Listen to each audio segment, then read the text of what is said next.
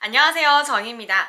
오늘은 어떤 주제로 영상을 가지고 와봤냐면요. 제가 한 1, 2주 전에 웨딩 촬영을 했었는데요. 이제 웨딩 촬영을 하고 나서 이것들은 꼭 알고 가면은 정말 좋겠다 하는 그런 꿀팁들을 가지고 와봤습니다. 우리 예비 신부님들도 제가 알려드리는 이 꿀팁만 알고 가신다면은 웨딩 촬영을 하실 때 불편하다던가 그런 것들은 전혀 없으시지 않을까라고 생각이 듭니다. 비용 또한 아낄 수 있다라는 거. 자, 첫 번째. 일단 웨딩 촬영 현장을 갈 때 이제 많이들 걱정 고민을 하시는 게 간식류 같은 것들이나 커피류 같은 것들을 스태프분들 것까지 챙겨가야 하냐 라는 것들을 많이 고민을 하실 텐데요. 이거에 대해서는 약간 반반 의견이 옛날부터 많이 갈렸었잖아요.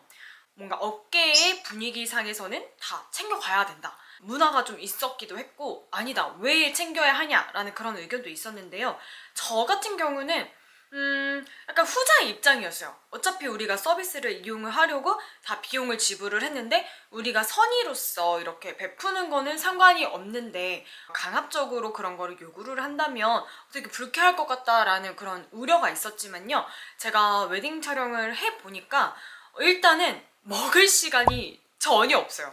먹을 시간이 전혀 없고 이제 언제 먹을 시간이 있냐면 이제 웨딩 촬영 스튜디오 현장에 딱 도착을 하면은 초반에 좀 대기 시간이 좀 길어요. 그럴 때 한 10분, 20분간 대기를 하면서 그때 조금 먹을 수 있는 시간이 있기는 한데요. 신부님들은 거의 안 드실 가능성이 커요. 저도 전혀 물 한 모금도 안 먹었거든요. 이제 그 이유가 뭐냐면 이제 웨딩 메이크업을 하면 립도 예쁘게 그라데이션으로 이렇게 칠해주세요. 그런데 자꾸 이제 입을 움직인다던가 음식을 먹게 되면은 그 초반에 예쁘게 메이크업 되어 있던 이 립을 망칠 수가 있거든요. 그래서 저 같은 경우는 아예 먹지 않았고 이제 간식을 챙겨가기는 했으나 남편이나 제 친구가 조금 먹기도 했었고 이모님 사탕 같은 거 좀 드리기도 했는데요. 봉지책 뜯어가지고 과자 파티하는 그런 과자 있죠. 그럼 봉지 과자는 말고 스낵류 있죠. 낮게 개별 포장되어 있는 것들. 남더라도 바로 가지고 오기에 좋은 것들, 그런 것들이 가장 좋고 신부에게 가장 좋은 간식은 사탕류였다라는 거 말씀을 드립니다. 과자도요 그렇게 뭐 많이 필요 없어요. 뭐 김밥도 사가야 되냐라는 분들도 계시는데 일단 작가님들은 정말 바쁘세요. 바쁘시고 시간이 남는 시간이 전혀 없다라고 보시면 돼요. 그러니까 그런 것들을 드실 시간이 아예 없어요. 신부도 계속 이제 이모님의 그 드레스 피팅 갈아입어야 되고 메이크업 봐야 되고 뭐 먹을 시간이 전혀 없다. 그래서 현장 분위기도 간식을 챙겨오는 분위기도 없었고 부담 가질 필요가 전혀 없었다. 자, 두 번째. 이제 웨딩 슈즈 많이 고민을 하실 텐데요. 이제 웨딩 슈즈가 꼭 필요하냐?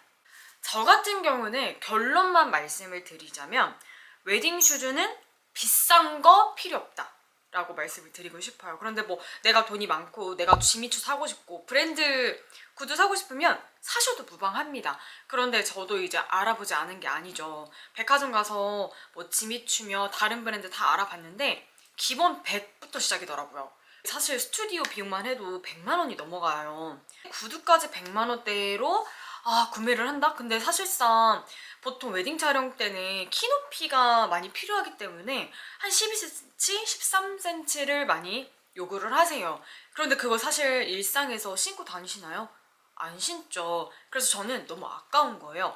그래서 생각을 한 게 일상에서도 좀 착용할 수 있는 웨딩 슈즈면 좋겠다라고 해서 이로 스타일이라는 맞춤 수제화 브랜드에서 저는 직접 구매를 했습니다.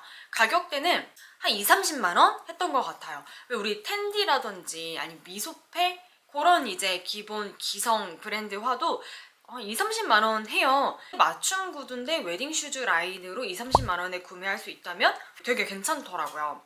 제가 사진으로 이렇게 한번 띄워 볼게요. 저는 이제 4cm에 평상시에 신기에 부담 없는 굽높이로 결정을 하였고 요즘에 레이스가 좀 많이 예쁘더라고요. 레이스 구두가 웨딩 슈즈로 많이 유행인 것 같은데 그래서 저는 이 레이스 구두로 선택을 했습니다.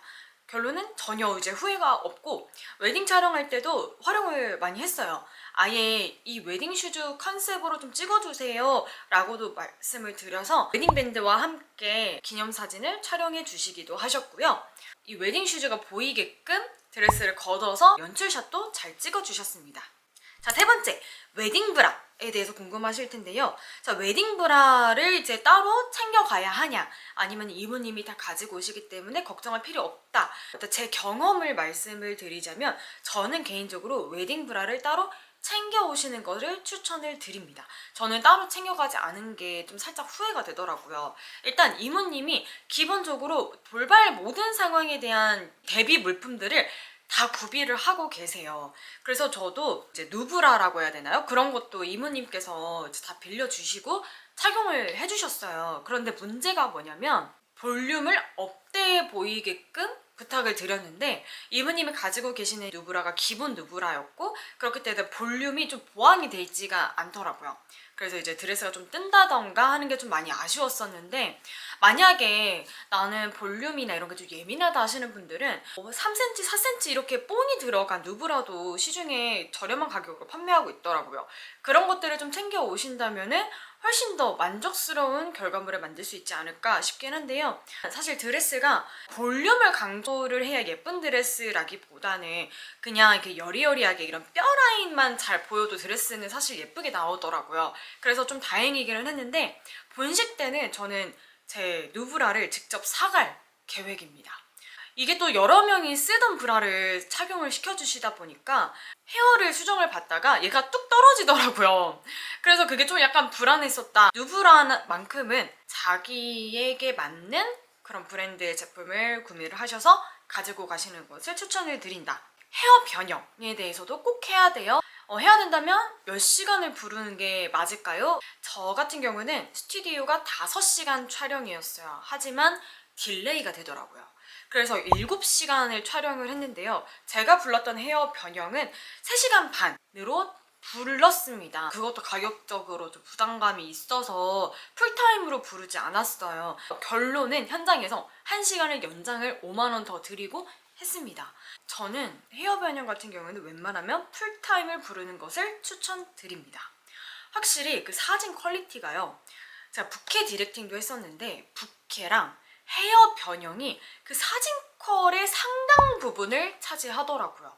특히 인물 중심 위주의 스튜디오를 선택했다 보니까 인물이 많이 부각되는 사진들이 많았는데, 그럴 때 정리되지 않은 헤어라면은 사진이 정말로 아마추어 같은 컬러 확 내려가고요. 그런데 헤어 변형을 부르면요, 헤어를 뭐 로우본도 했다가 반묶음도 했다가 여러 가지 스타일링을 해주시기도 하시지만, 촬영을 하다가 잔머리 같은 연출들을 지속적으로 봐주세요. 그러다 보니까 사진의 한 장 한 장마다 그 퀄이 장난 아니게 높더라고요. 마치 연예인 화보처럼 깔끔하게 나와서 이후 이제 보정을 볼 때도 크게 손볼 필요가 없을 정도로 정말 만족스러웠습니다. 나중에 리마인드 웨딩을 촬영을 하게 된다면 저는 그때는 풀타임을 부르려고 생각하고 있습니다.